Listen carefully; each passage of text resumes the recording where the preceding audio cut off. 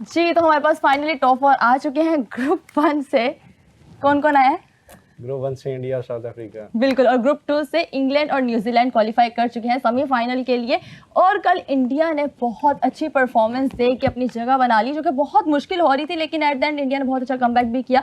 कहीं रन रुक भी गए थे और चौके छक्के भी मारते रहे। आप बताएं मुझे कल की परफॉर्मेंस के बारे में। Sanju Samson, what a player यार, Sanju Samson, what a player. A round of applause for Sanju यार। मैं चाहूंगा आप इस पे बात करें। संजू, मैं इस पे बात क्योंकि करता कल का हूं। मैच अगर इंडिया जीता ना, वो संजू की वजह से जीता, वरना वो मैच मुश्किल हो सकता था इंडिया के लिए। मुश्किल था, हो गया था, मुश्किल हो काफी गया हद तक था। हो गया था। लेकिन मुश्किल हो गया संजू की था वजह से जब ये थोड़ा देखिए। आसान था। जी जी जी गजाल जी प्लीज। जी जी जी देखिए वो इंडिया ना कल बड़ी मुश्किलों से जीता है। By the skin of their teeth India somehow managed to qualify for the semifinals Exactly. And the credit goes to mister Sanju, बिल्कुल। Mister Samson. What a player. कल से ये वीडियो भी बड़ी वायरल चल रही है कि रोहित शर्मा ने हमारे ये जो बेचारे संजू सैमसन थे, पहले बड़े सैड से अपसेट से बैठे हुए थे क्योंकि इनको मौका नहीं मिल रहा था। उनको फिर उन्होंने कहा कि आपने निराश नहीं होना, opportunity can come any time and it can be Good yours to things happens seize. for good people. हाँ, और उन्होंने ऐसे ही वो अचानक उनकी तरफ अपॉर्चुनिटी आई and he seized it completely. खुली बाहों से उन्होंने उसको पकड़ा, जकड़ा और क्या खेला कल No इन्होंने। doubt, no doubt. क्या खेला है उन्होंने। 97 किए 50 डिलीवरीज पर।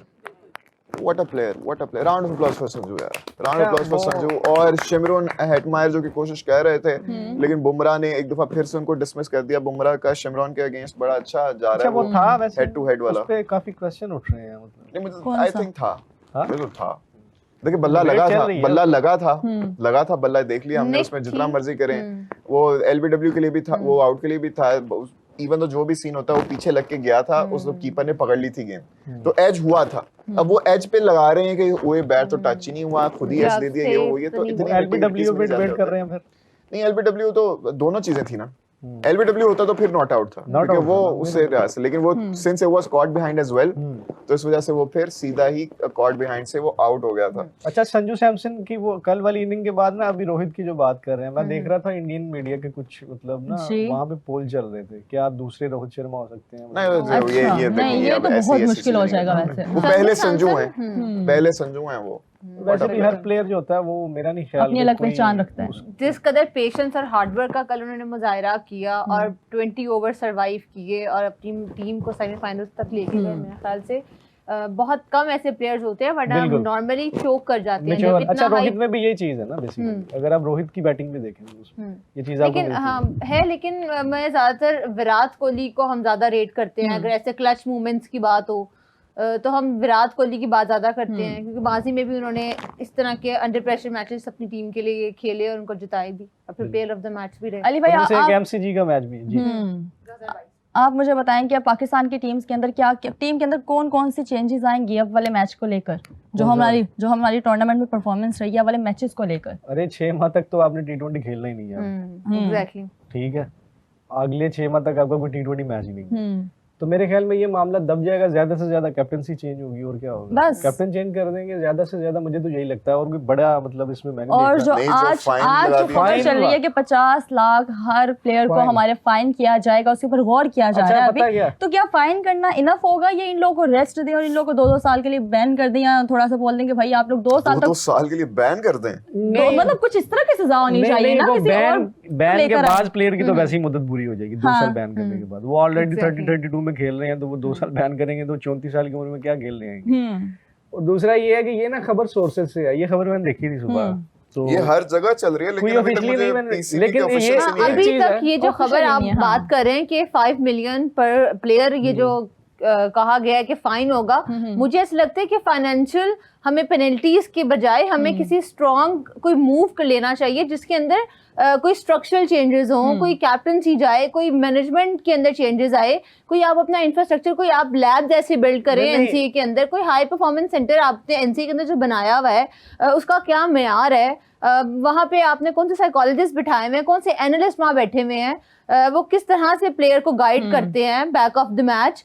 इस चीज के ऊपर मुझे लगता है हमें ज्यादा काम करना चाहिए, ना कि आप 50-50 लाख रुपए का जुर्माना डाल दें। अगर देखिए जो हमारा कॉन्ट्रैक्ट साइन होता है, अगर उसके अंदर ये बात है कि अगर आप बुरा मैच खेलेंगे तो आपके ऊपर पेनल्टी आएगी, तो ये मूव उनको जरूर करना चाहिए। अगर ऐसी चीज एग्जिस्ट नहीं करती है कॉन्ट्रैक्ट में, तो फिर मुझे लगता है कि ये एक बेतुकी सी बात है, क्योंकि इस तरह की चीज फियर ही क्रिएट करती है कोई स्ट्रक्चर या कोई स्किल डेवलपमेंट वाली कोई एक एलिमेंट नहीं आता मुझे लगता है आपके अच्छा, प्लेयर्स मैं और आपकी टीम में। थोड़ा सा माजी देखे ना अगर, तो जब हम यूएसए वर्ल्ड कप हारे थे उस टाइम पे कुछ चीजें आई थी ऐसी सामने, तब भी यही मैनेजमेंट थी ऑलमोस्ट, यही थी। तो उन्होंने कहा था हम एनओसी नहीं देंगे, आपको याद होगा एनओसी रोक लिए गए थे, आश नसीम बाबर इनके जो भी मतलब लीग्स खेलते हैं जो भी जाते हैं, लेकिन उसके बाद हमने देखा इसी बोर्ड ने उनको एनओसी दी है। बिल्कुल एनओसी भी दी, उन्होंने मैचेस भी खेले, सब कुछ हुआ। रिसेंट में भी हमने देखा कि बीबीएल के लिए दिए, एक सर, दफा मसला बना। इससे तो हमने बड़ी ज्यादा चीजें देखी हैं कि कहते एक दफा कुछ है कि हम ये करेंगे और उसके बाद जो यू टर्न लेते हैं, ये वाह। एक थोड़ा सा मुझे तो ऐसे लगता है, क्या मैं बस तंज ही करूंगा मैं कि पीएसएल में अगर किसी प्लेयर ने अच्छा कमा लिया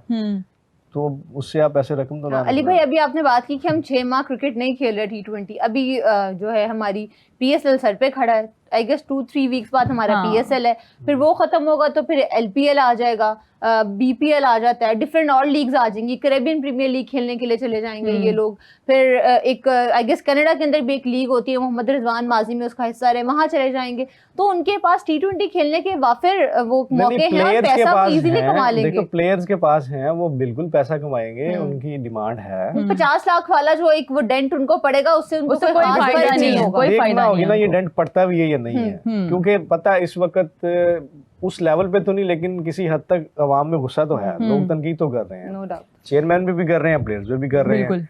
तो मुझे ऐसा लगता है कि बाज़ औक़ात ना ये चीजें हवाई चीजें भी होती हैं, इनको उड़ाया जाता है बस थोड़ा सा नॉर्मलाइज करने के लिए माहौल। सबको शांत ये करने मैच के लिए। ये जो खबर है ये इंडिया वाला जो मैच था 61 रन की जो शिकस्त हुई थी हमें, उसके बाद से ये खबर आ रही है। नहीं खैर मैं तो अगर अपना बताऊं तो मैंने तो सुबह बड़ा ये क्रेडिबल सोर्स मैंने है, आज से देखी है ये सुबह नहीं मैं मुझे 2 दिन पहले मेरी नजर से गुजरी लेकिन थी, लेकिन अगेन मुझे चले इतना लेट्स हाइपोथेटिकली से कि even if this news is true, जो कि हमारे मेन स्ट्रीम मीडिया ने भी कुछ ने लगाई हुई है, इंडियन मीडिया ने तो पूरे ने नहीं लगाई खबर हुई है ये, क्रिक इन्फो ने भी लगाई हुई क्योंकि है। मैं इसलिए कह रहा हूँ बड़ा क्रेडिबल सोर्स है जिस पे मैं ये बात कर रहा हूँ, ये खबर है। खबर है, ऑफिशियल नहीं है कुछ। इफ इट इज ट्रू सबको फाइन होगा, क्या क्राइटेरिया, जिसने परफॉर्म किया हाँ, उसको भी सब फाइन हाँ। होगा क्या सब, लेकिन जिसने जो बेयरली खेला है उसको भी फाइन होगा, जिसने सबसे bench पे बुरा थे। परफॉर्म किया उसको भी फाइन होगा, जिसने सबसे अच्छा किया वो उसको तो भी फिर होता है fine ना, होगा। आपको पता है जब सजा दी जाती है एक दो बेचारे बीच में जिनका तो कसूर जिसने नहीं वर्ल्ड होता, रिकॉर्ड बना दिए, जिसने वर्ल्ड रिकॉर्ड पार्टनरशिप्स लगा दी, उनको भी फाइन अगर होगा। आप सजा देने जा रहे हैं तो फिर मेरे ख्याल में आप रिकॉर्ड्स को ना देखें,